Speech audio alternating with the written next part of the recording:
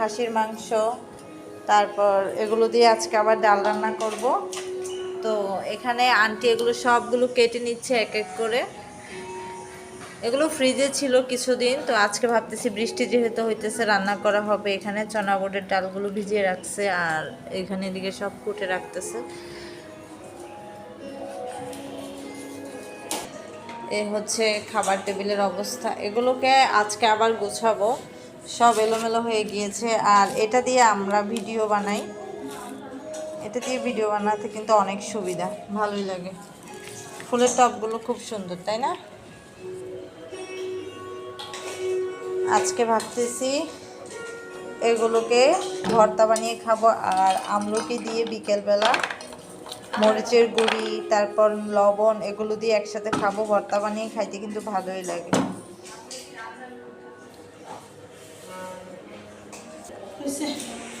প্রায় অনেক দিন পর বাসায় আজ চিংড়ি মাছ রান্না করেছে, মানে চিংড়ি মাছের মালাইকারি যেটাকে বলা হয়। টমেটো দিয়ে, কাঁচামরিচ, ধনিয়া পাতা একটু বাড়িয়ে দিয়ে মানে ভুনা ভুনা করে রান্না করেছে।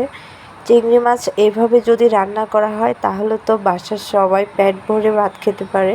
মানে এই রান্নাটা সবারই মোটামুটি কম বেশি পছন্দ।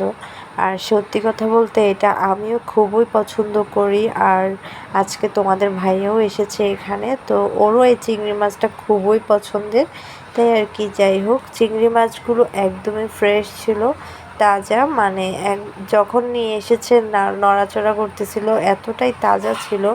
আর যে কোনো তাজা মাছ তো খেতে এমনিতেই ভালো লাগে, তাই না? আর ফ্রিজে রাখলে কিন্তু তেমন একটা ভালোও লাগে না, যেহেতু অনেক দিন হয়ে যায়। আর চিংড়ি মাছের বিষয়টা হচ্ছে ফ্রিজে রাখলে আমার কাছে মানে আমাদের কাছে কেমন যেন এটা স্বাদটাই কমে যায় মনে হয়।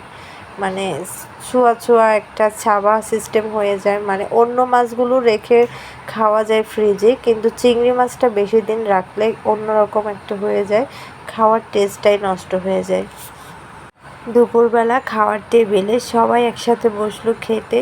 আর একসাথে যদি সবাই খেতে বসে তাহলে মানে অনেক শান্তিও লাগে, ভালোও লাগে, আর অনেক গল্প করেও খাওয়া যায়। আর এদিকে আরেকটা সবজি রান্না করেছিল, ওইটাও মাছ দিয়ে রান্না করেছে, তেলাপিয়া মাছ দিয়ে, আলু দিয়ে, শিম দিয়ে। আর এদিকে রনি খাচ্ছিল, আমি একটু দুষ্টামি করছিলাম, বললাম যে তুই চিংড়ি মাছটা তো খেতে পারবি না, আমাকে দিয়ে দে, যেহেতু তোর অ্যালার্জির সমস্যা।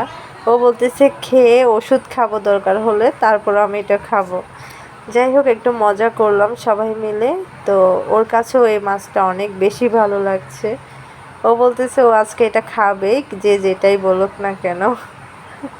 আমাকে দেখিয়ে দেখিয়ে খাচ্ছিল আরও। যাই হোক, আজকের রান্নাটা কিন্তু অনেক বেশি মজা হয়েছিল।